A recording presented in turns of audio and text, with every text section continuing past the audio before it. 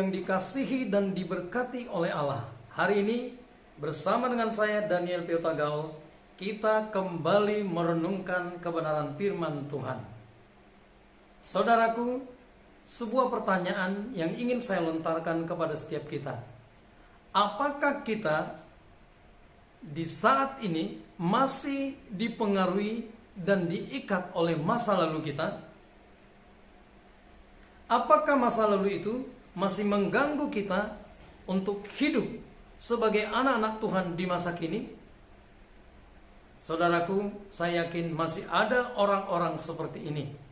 Tapi saya rindu kita semua yang mendengarkan firman Tuhan ini akan berangkat dan meninggalkan masa lalu untuk hidup di masa kini. Kita akan belajar bagaimana kita lepas dari masa lalu. Kita belajar bagaimana kita bisa hidup di masa kini. Amin, saudaraku. Kita akan berdoa terlebih dahulu. Bapa, biarlah Engkau menerangi hati dan batin kami. Pengertian pemahaman yang benar berikan kepada kami, supaya kami boleh hidup benar dan menyenangkan hati-Mu. Berfirmanlah kepada setiap kami. Dalam nama Yesus, haleluya, amin. Saudaraku, hari ini saya mau membawa kita ke dalam satu topik atau renungan firman Tuhan yang saya berikan judul Hiduplah di Masa Kini. Kenapa ini sangat penting? Karena memang Tuhan memberikan kita hidup dan harus bekerja melakukan segala sesuatu di masa kini.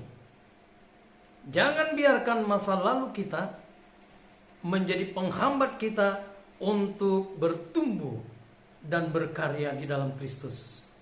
Karena sudah banyak orang yang menjadi korban masa lalunya. Kenapa, saudaraku? Ada dua jenis masa lalu. Masa lalu yang menyenangkan, masa lalu yang membanggakan.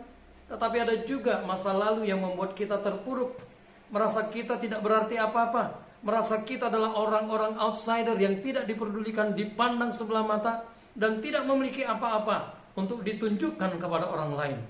Sehingga masa lalu ini menekan, bahkan mengikat kita. Sehingga di masa kini kita terhambat bertumbuh di dalam Tuhan. Oleh sebab itu, kita akan merenungkan bagian firman Tuhan ini yang saya ambil dari Kejadian pasal 19.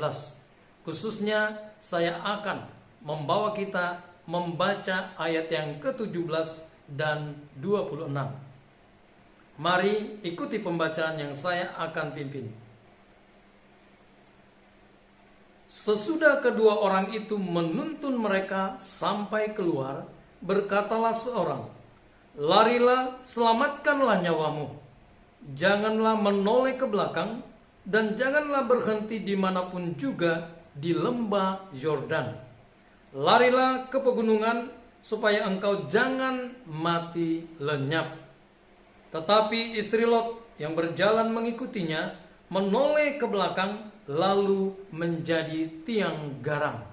Saudaraku, sebelum mereka sampai atau keluar dari Sodom dan Gomora, malaikat menginginkan mereka pergi ke pegunungan yang sudah ditentukan. Namun kisahnya, Lot meminta untuk pergi ke tempat yang lebih dekat, yaitu Zoar. Itu pun sesuatu yang diizinkan Tuhan, yang diizinkan malaikat Tuhan. Cepatlah. Dan mereka akhirnya sampai di sana. Namun sebelum sampai ke Zoar, di perjalanan, saudaraku, istri Lot menoleh ke belakang. Saudaraku, apa yang menghambat masa kini di dalam kehidupan kita? Yang jelas, kita masih terikat kepada masa lalu. Kenapa istri Lot menoleh ke belakang? Karena begitu banyak hartanya di sana. Dia masih mengingat apa yang dia nikmati, apa yang dia miliki. Padahal Tuhan ingin memusnahkan semuanya itu. Kalau sudah musnah, berarti habis semua. Fisik istri Lot memang sudah lepas dari Sodom dan Gomora, tetapi hatinya masih di Sodom dan Gomora. Dia masih terikat dengan masa lalu. Dia masih terikat dengan sesuatu yang Tuhan sudah tetapkan untuk dimusnahkan. Ini hal yang menghambat. Dia masih ada di masa lampau. Yang kedua, kenapa istri Lot menjadi tiang garam? Karena istri Lot tidak taat kepada Tuhan. Malaikat Tuhan berkata, pergilah, larilah cepat, selamatkan dirimu, nyawamu, jangan menoleh ke belakang. Dia masih menoleh ke belakang. Saudaraku, ketika kita masih menoleh kepada kebanggaan atau kesedihan, keterpurukan di masa lalu, maka hari ini kehidupan kita akan terhambat. Kita sebagai pengikut Kristus akan terhambat. Kita sebagai pengikut Kristus akan menjadi orang-orang yang tidak bertumbuh dengan benar di dalam Kristus. Karena apa? Karena kita masih diikat oleh masa lalu kita. Oleh sebab itu, seperti kata malaikat, lepaskan, lari cepat. Artinya, jangan lagi hidup di masa lalu. Hiduplah di masa kini. Hiduplah di dalam sesuatu yang baru yang Tuhan sudah berikan kepada kita. Kebenaran firman Tuhan berkata di dalam 2 Korintus 5 ayat 17, ya, kalau kita ingin menjadi manusia yang baru, maksudnya kita sudah diselamatkan di dalam Kristus, jangan lagi hidup seperti di masa lalu, seperti manusia duniawi.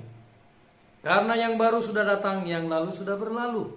Mari kita hidup di dalamnya. Hiduplah di masa kini. Mulailah belajar taat. Mulailah kita maju di dalam pengenalan kita akan Allah. Supaya apa, saudaraku?